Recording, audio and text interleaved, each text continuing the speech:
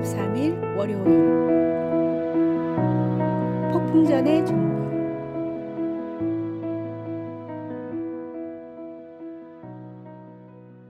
농장을 믿고 맡길 수 있는 직원을 구하던 농부가 있었습니다. 지원자 중에 한 지역 유지에 추천장을 들고 온 남자가 있었는데 거기에는 이렇게 쓰여 있었습니다. 비바람이 몰아쳐도 마음 놓고 잠을 자는 사람. 이 내용이 칭찬인지 경고인지 알 수 없었지만 인상이 좋아 그를 채용했습니다. 일주일 후 갑자기 밤에 거센 폭우가 내리기 시작했습니다. 농부는 놀라 밖으로 뛰어나가 직원을 찾았지만 보이지 않았습니다. 혹시나 싶어 숙소로 갔더니 그는 세상 모르고 잠을 자고 있었습니다. 화가 난 농부는 소리를 질러 직원을 깨우고 서둘러 외양간으로 갔습니다. 그러나 놀랍게도 수로는 안전하게 파여 있었고 구멍 난 지붕도 말끔하게 수리되어 있었습니다. 곡물을 보관하는 창고도 물 새는 곳이 하나도 없었고 밭에 있는 집단들도 단단히 묶여 있고 방수포로 덮여 있어서 걱정할 필요가 없었습니다. 그제서야 농부는 추천장에 쓰여 있는 내용이 어떤 뜻인지 깨달았습니다. 진정한 안식은 게으름에서 오는 것이 아니라 미리 준비하고 대비한 자에게 주어지는 축복입니다. 깨어있을 때 최선을 다해 준비하고 모든 일에 성실하게 임하는 사람만이 어떤 위기가 닥쳐와도 마음 놓고 쉴 수 있습니다. 오늘의 말씀. 내 빈궁이 강도같이 오며 내 곤핍이 군사같이 이르리라. 오늘의 만나. 기초를 튼튼히 다지고 말씀으로 무장하며 기도로 깨어있는 삶을 살아가십시오. 오늘 할 수 있는 일을 내일로 미루지 말고 주어진 모든 책임을 성실히 감당할 때 어떤 상황에서도 참된 평안을 누릴 수 있습니다.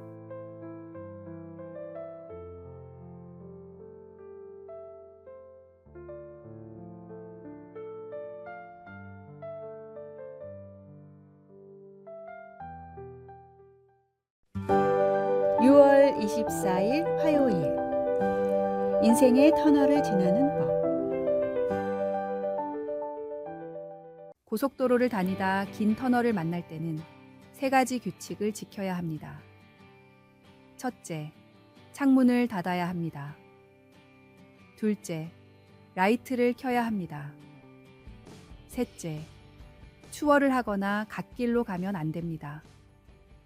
그런데 그리스도인이 인생을 살다가 어두운 터널을 지나게 될 때도 이와 똑같은 규칙을 적용할 수 있습니다.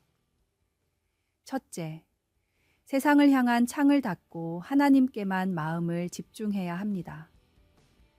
진정한 해결책은 세상 밖이 아니라 하나님 안에 있기 때문입니다.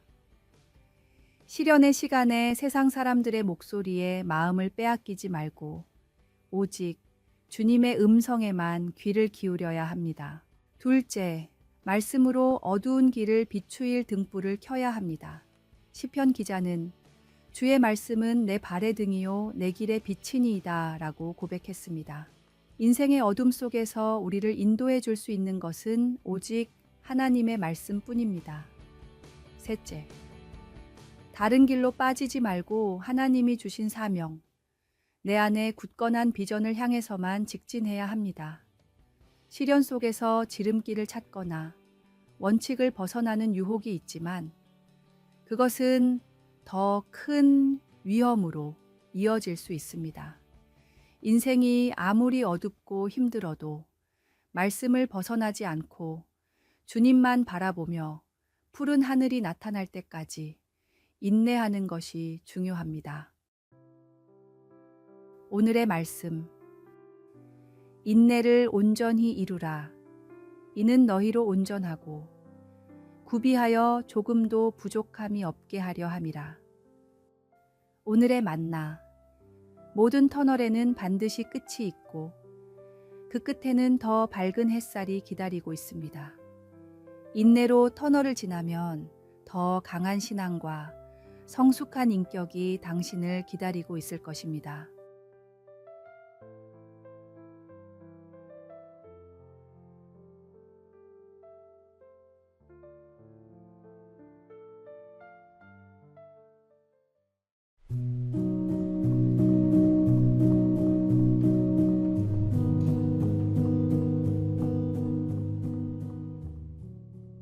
많은 교육 전문가들은 아이들이 어렸을 때 반려동물을 키우는 것이 좋다고 합니다.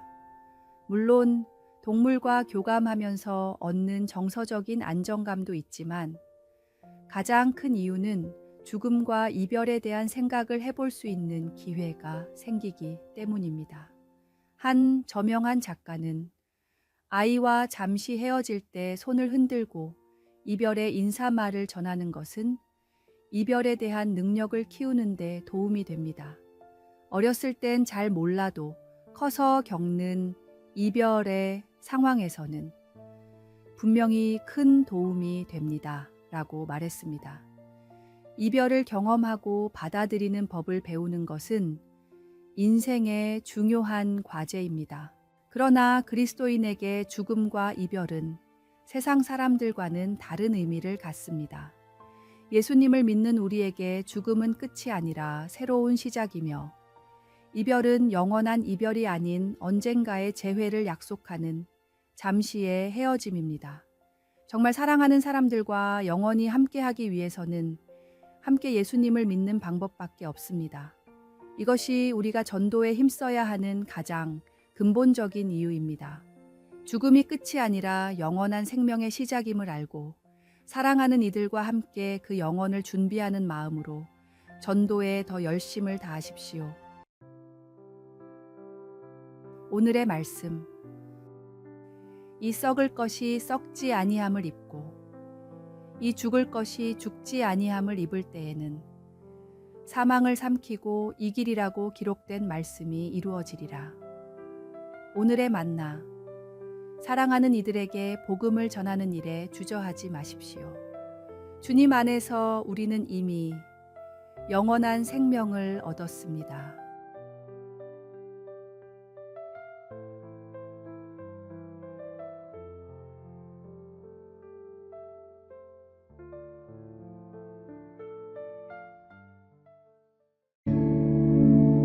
(6월 26일) 목요일. 작은 관심에 큰 영향. 잦은 강도와 범죄로 무기징역을 선고받은 범죄자가 있었습니다. 같이 범죄를 저지르던 사람이 범행 도중에 살인을 했는데 옆에서 방조했다는 이유로 무기징역까지 받는 것은 너무하다고 생각한 그는 3년에 걸쳐 탈옥을 준비했습니다.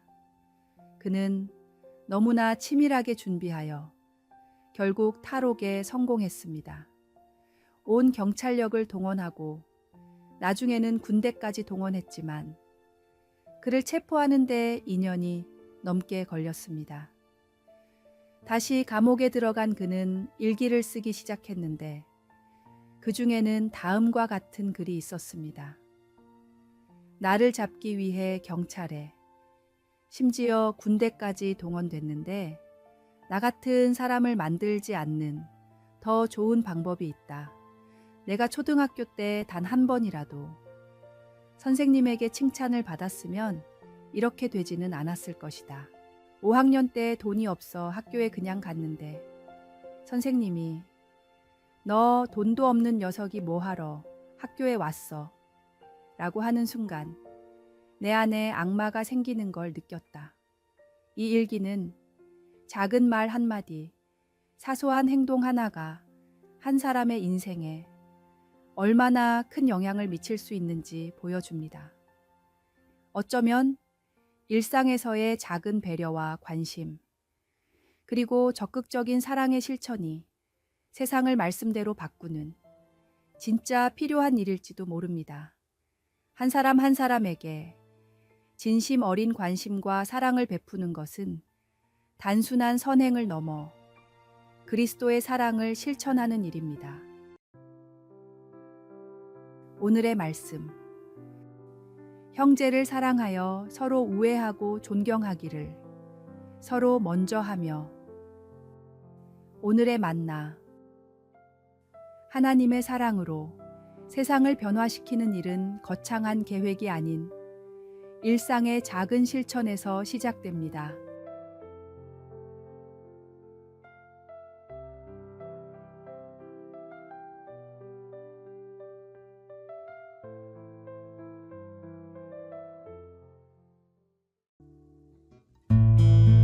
(6월 27일) 금요일. 분노를 다스리는 지혜. 건강보험평가원에 따르면 분을 참지 못해 홧김에 폭력을 휘두르는 분노 조절 장애가 몇 년 새 40%나 급증하고 있다고 합니다. 현대 사회의 스트레스와 불안정한 환경이 많은 이들의 정서적 건강을 위협하고 있는 것입니다. 하버드 의대 박사는 평소의 관리로 이런 감정과 정서적인 어려움을 다스릴 수 있다며 5가지 방법을 권했습니다. 첫째, 일반적인 스트레스에 대한 반응을 관찰하십시오. 평소 스트레스에 대한 반응을 알아야 그 심각성을 깨달을 수 있습니다. 둘째, 자신을 소중하게 여기십시오. 자신을 소중히 여기는 사람은 다른 사람에게도 함부로 하지 않습니다. 셋째, 영혼에 유익한 일에 투자하십시오. 책을 읽고 음악을 듣고 기도를 하고 말씀을 묵상하는 일은 정서적으로 큰 도움이 됩니다. 넷째, 나를 지지하는 사람들을 자주 만나십시오. 나를 확실히 지지하는 사람과의 만남은 스트레스를 이길 수 있게 도와줍니다. 다섯째, 감사하는 마음을 생활화하십시오. 감사의 조건을 자주 찾을수록 내가 행복한 사람이라는 것을 느낄 수 있습니다. 감사와 평안이 마음에 없을 때 분노와 시기가 마음을 사로잡게 됩니다. 하나님의 말씀과 기도로 마음을 지키고 받은 은혜에 대한 감사와 주님이 주시는 평안으로 마음을 가득 채우십시오. 오늘의 말씀. 노하기를 더디하는 자는 용사보다 낫고 자기의 마음을 다스리는 자는 성을 빼앗는 자보다 나으니라. 오늘의 만나. 매일 감사할 일들을 적어보고 기도와 묵상의 시간을 통해 영적으로 충만해질 때 우리의 마음은 더 큰 평안과 기쁨으로 채워질 것입니다. 분노는 잠시지만 하나님의 평안은 영원합니다.